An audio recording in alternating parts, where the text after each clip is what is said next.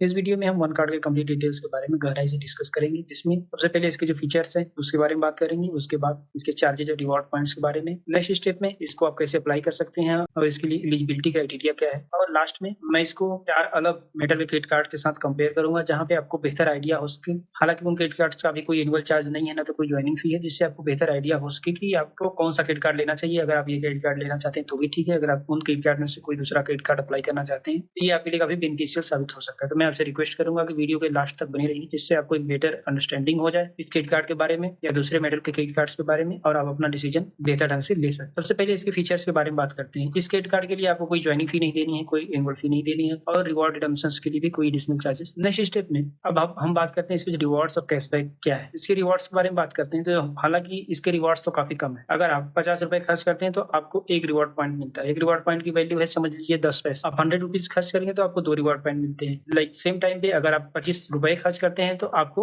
0.5 reward point मिलते हैं। हालांकि ये तो बहुत ज्यादा कम है इन कंपेयर टू दूसरे क्रेडिट कार्ड के साथ सामने, ये बहुत ज्यादा कम है। इस क्रेडिट कार्ड के साथ आपको ये बेनिफिट मिलता है कि जैसे कि जो इंस्टेंट डिस्काउंट मिल जाता है। जैसे अब मैं आपको एक बार स्क्रीन शेयर करके दिखा देता हूँ। जो इसकी इंस्टेंट डिस्काउंट है ये बहुत ज्यादा है। जैसे जो डिफरेंट कैटेगरीज है, जैसे ग्रोसरी हो गया, इलेक्ट्रॉनिक हो गया, तो ग्रोसरी वगैरह में मतलब 5 to 10% तो जनरली ये ऑफर करते हैं। जो ये क्रेडिट कार्ड है इसमें एक टर्म ये है कि जब भी आप मंथ में यूज करते हैं तो आपको एटलीस्ट 3 कैटेगरीज में शॉपिंग करना है, कारण जिससे आप एक बेहतर ढंग से क्वालिफाई कर सकें। और जो टॉप के 2 कैटेगरीज होगी उसमें आपको 5x रिवॉर्ड पॉइंट मिलता है। मतलब कि जो 0 पॉइंट मतलब कि अगर 100 में आपको 2 रिवॉर्ड पॉइंट्स मिल रहे हैं तो ये आपको जस्ट 5x हो जाएंगे। मतलब जो भी आपकी 2 कैटेगरीज होगी वो आपको 5x में मिलेगा, लेकिन आपको एटलीस्ट एक मंथ में 3 डिफरेंट कैटेगरीज में अपनी परचेज करनी पड़ेगी। हालांकि उतना ईजी नहीं है कि हर किसी के लिए याद रखना, और किसी को पता तो होता नहीं है कि वो कहाँ पे एक्सपेंस कर रहा है, क्यों कर रहा है। एक बार मैं आपको स्क्रीन पे ले चलता हूँ जिससे आपको एक बेहतर आइडिया हो जाए। जनरली जो इसके कैशबैक है ग्रोसरी वगैरह में 2% रहते हैं। हालांकि अगर आप ग्रोसरी को कैंसिल कर देते हैं, एक्सचेंज कर लेते हैं या तो पार्सली कैंसिल करते हैं तो भी आपका जो रिवॉर्ड्स पॉइंट्स है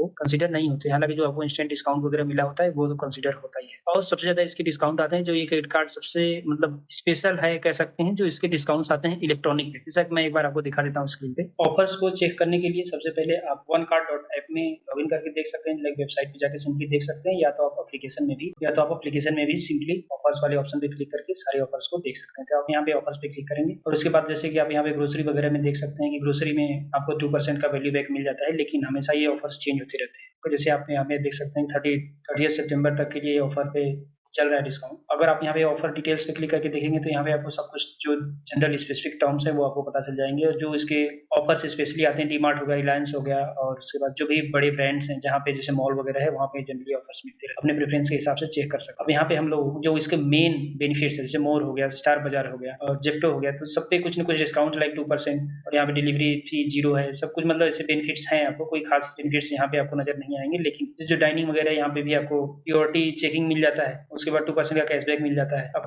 टू 30 रुपीज तक का डिस्काउंट मिल जाता है। यहाँ पे सब मेन जो इसका अट्रैक्शन है, जो सबसे ज्यादा खास बेनिफिट्स है वो है इलेक्ट्रॉनिक्स। जैसे कि आप यहाँ पे देख सकते हैं, अगर आप नथिंग का कुछ परचेज करते हैं तो आपको 1000 रुपए तक का कैशबैक मिल जाता है। ये आपको फील होता है, मतलब ये कस्टमर को रियल में जेन्युइनली फील होता है कि मुझे इस चीज का डिस्काउंट मिला, और यही क्रेडिट कार्ड रखने का एक्चुअल में फायदा होता है। अगर इलेक्ट्रॉनिक में कुछ भी खरीदते हैं तो आपको इवन 22% तक का ऑफ मतलब ऑफर मिल जाता है, और ये हमेशा ऑफर रहता ही है। जैसे आप लेआउट का खरीदें तो आपको 6000 तक का मिल जाएगा। कैरियर का कुछ ले रहे हैं तो आपको 3000 रुपीज तक का कैशबैक मिल जाता है। सेम आप यहाँ पे देख सकते हैं 5000। सो इसमें जो इलेक्ट्रॉनिक्स आइटम है उस पर बहुत ज्यादा डिस्काउंट है। कई बार तो ये होता है कि ये डिस्काउंट जो अप टू है, मतलब ये आपके टोटल वैल्यू पे भी डिपेंड करता है, लेकिन जनरली आपको 2000, 3000, 5000 या 6000 तक का डिस्काउंट या उससे ज्यादा भी मिल जाता है इमीडिएटली, लाइक कैशबैक इमीडिएट, जो आपको रियल में बेनिफिट उसका फील होता है। उसके साथ के साथ आपको उसका रिवॉर्ड्स वगैरह भी मिल जाते हैं। मतलब अगर आप 3 कैटेगरीज में परचेस कर रहे हैं तो आपकी जो टॉप 2 कैटेगरीज होती है उसमें 5x रिवॉर्ड पॉइंट आपको मिल जाते हैं इजीली। तो ये फीचर्स इस कार्ड का मुझे थोड़ा बेहतर लगा काफी, लेकिन जो उसके रिवॉर्ड्स वाला सेगमेंट है वो थोड़ा सा कम है। लेकिन जब अगर आप 3 कैटेगरीज में परचेस कर लेते हैं मंथ में तो उसके लिए आप एलिजिबल हो जाते हैं, और उसमें भी आपको अच्छा खासा बेनिफिट। हालांकि अब इन्होंने एक नया भी फीचर,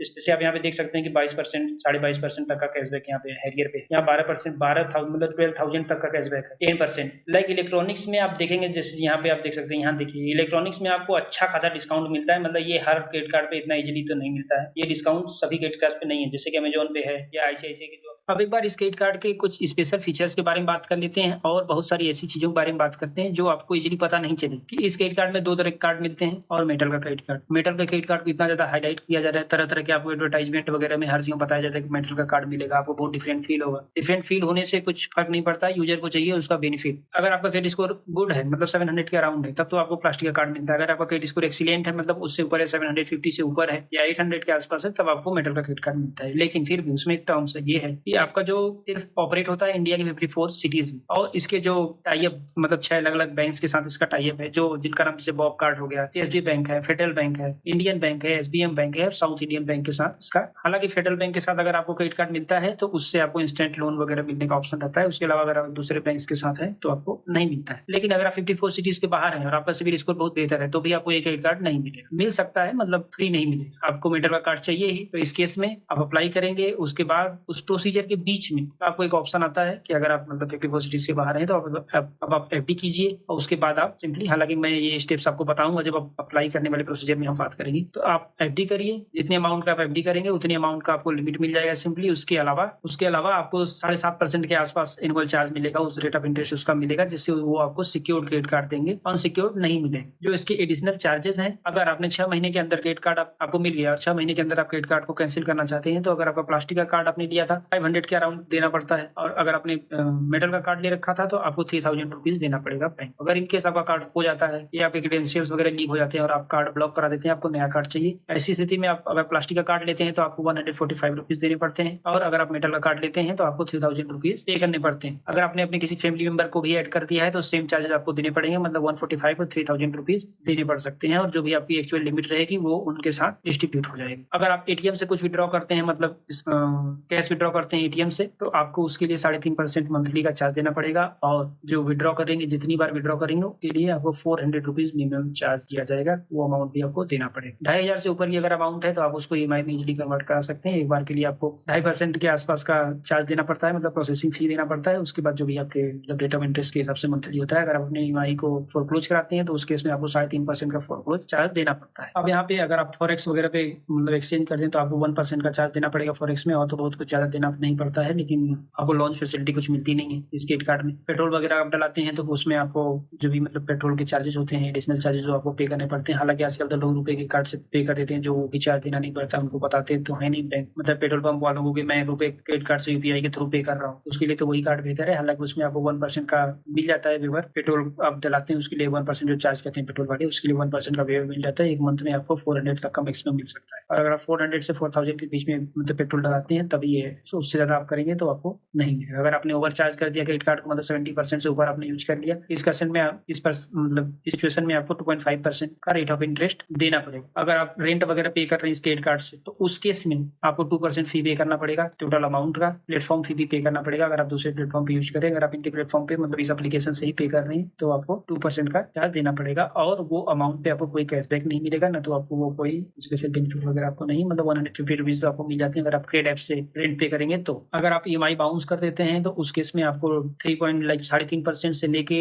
43-44% तक का मंथली चार्ज देना पड़ सकता है। उसके अलावा अगर आप अपनी एफडी, मतलब अगर आपने एफडी करा लिया और एफडी पे क्रेडिट कार्ड ले लिया, अगर आप 1 साल के अंदर उस एफडी को मतलब विड्रॉ करना चाहते हैं तो आपका जो भी बेनिफिट आपको हुआ रहेगा इंटरेस्ट पे, उसमें आपको 1% बैंक को देना पड़ेगा। उसके बाद जो भी अमाउंट बचेगा वो आपको इजीली। अब एक बार इस क्रेडिट कार्ड को आप कैसे अप्लाई करते हैं, स्क्रीन पे जाने से पहले मैं आपको एक बार जनरल टिप्स बता देता हूँ। सबसे पहला स्टेप तो जनरल नॉर्मल स्टेप ये है कि आप क्रेडिट कार्ड में चाहे one card dot app website पे जाके अप्लाई कर सकते हैं, या तो आप application one card app download करके उसे सिंपली अप्लाई कर लीजिए। प्रोसीजर सेम रहेगा। सबसे पहले आपको अपना मोबाइल नंबर एंटर करना पड़ेगा, उसके बाद उसपे ओटीपी आएगा। नेक्स्ट स्टेप में आप अपना नाम वगैरह, ईमेल आईडी ये सब एंटर करेंगे, या तो आप उसमें लॉगिन करेंगे, चाहे आप अपने मतलब गूगल से डायरेक्ट लॉगिन कर सकते हैं, या तो साइन अप करके बेसिक डिटेल्स एंटर करने पर आप लॉगिन हो जाए। उसके बाद नेक्स्ट स्टेप में आपको अपना कार्ड वगैरह एंटर करना है, मतलब जैसे कि पैन कार्ड, आधार कार्ड, ये डिटेल्स एंटर करेंगे। ये पैन कार्ड, आधार कार्ड, यही पे आपका ये पता चल जाता है कि आप 54 सिटीज के अंदर है, 54 सिटीज के बाहर है। अगर आप अंदर है, एलिजिबल है, तब तो प्रोसीजर सिंपल हो जाता है। आपको अगर पे स्लिप वगैरह की रिक्वायरमेंट होती है जनरली, तो जो आपका पैन कार्ड है उसी से पता चल जाता है आपका सिविल स्कोर। तो बहुत बार वो नहीं कहते हैं या ऑप्शन नहीं आता है, लेकिन कई बार आता भी है। तो उस केस में आपको अपना